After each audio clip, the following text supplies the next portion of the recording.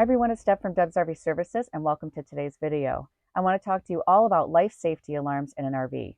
Did you know that you have to replace your alarms every 5 years? Well, most people don't. When I do inspections, I find that one of the most common things that I have to put in a report are outdated alarms. So let's go through the different alarms that you have in your RV. You have your LP, which is your propane, your carbon monoxide, the CO, you have the smoke alarm, and then you have your fire extinguisher. So one of the things that I really want to emphasize is the importance of people changing out their alarms and going through and testing them every so often. So I'm going to go through each one and kind of explain how you test them and some of the other things about them that you might find. So the first one is your LP, your propane. That is going to be located towards the floor of your RV somewhere. And sometimes they come with the CO detector, and sometimes the CO detector is separate. So the LP is going to be closer to the floor. When testing the LP detector, you're going to see a green light on there, and you can go ahead and press that button, and it should alarm 4 times. Another way, as an inspector, how I test is I actually go through an even deeper process, and I use a disposable lighter and just kind of fume LP so that it triggers the alarm to go off, so that I make sure that it actually really works. See if there's a date. It says 60 months. That's all we know. So we don't know exactly. What we can do is we can press the button to make a really loud noise.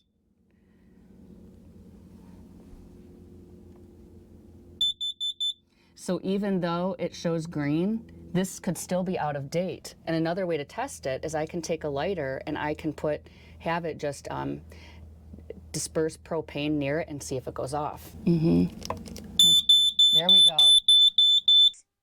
But you want to unscrew the alarm and you want to look at the back of it. You would find a date. And if that date is older than 5 years or at the 5-year mark, you want to go ahead and replace that alarm. Now, the LP detectors are usually wired, so it needs the 12 volt. So you may want to have a technician out if you're not comfortable with 12 volt wiring and to replace that for you. If the CO detector is on there, it's going to be a combination of an LP and a CO detector alarm. You want to replace your alarm with the same type of alarm. It's just going to make it an easier swap for you.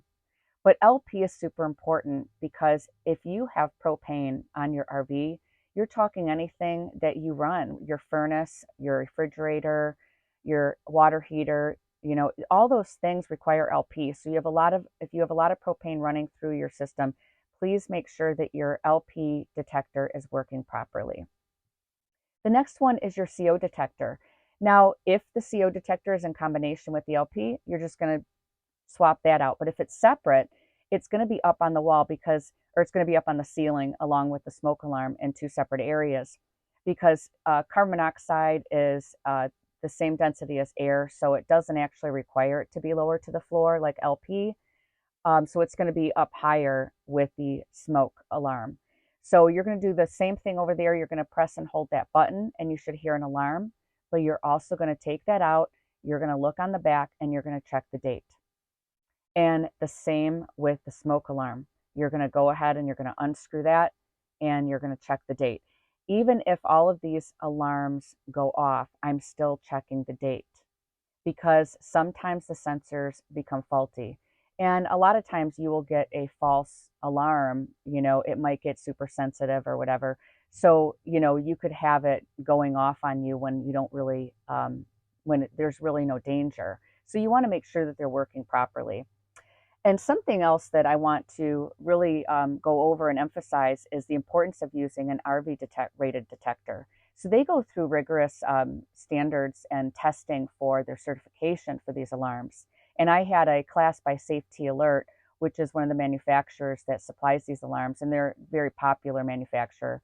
And they were discussing how the testing that they go through for RV rated alarms, they have to go through vibration testing and fume testing, humidity testing, because you're in a very enclosed space in an RV. And so it has to go through specific testing for RV type rated homes.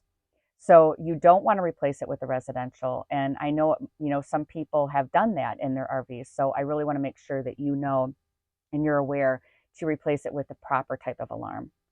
Now, you have your fire extinguisher, and there are different standards for those as well. You don't have to replace those every 5 years, but it is recommended to replace them every 10 years. And you're going to look on the fire extinguisher and make sure that it's in a charged state. And you'll see that when you look closely at the needle, you'll see it in the green. And there are different types of fire extinguishers. There are 5BC and 10BC.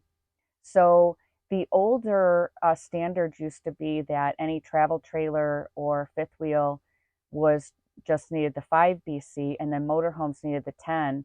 But I would really recommend the 10 for a lot of time. These fifth wheels are large, and some of these travel trailers.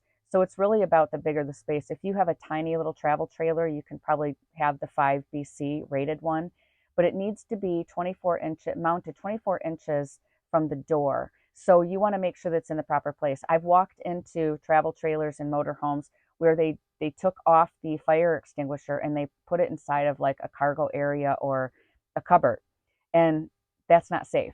You want to have it mounted towards the door. In that way, you know exactly where to go, where to reach for it if you ever need it. Those are the basic life safety items in an RV that when I do inspections, I'm looking for the proper date, and I'm also looking to make sure that they work correctly. I really encourage you to do this and practice these safety measures, because there are times that you don't want to risk the chance of getting carbon monoxide poisoning. You don't want to risk the chance of having propane leaking in your motorhome or your RV. It's very dangerous, and I want everyone to be safe out there on the road. So I hope that these tips were helpful for you. Comment below if you have any questions for me, and I hope that you all have a great holiday, and I look forward to seeing you in the next video. Thank you.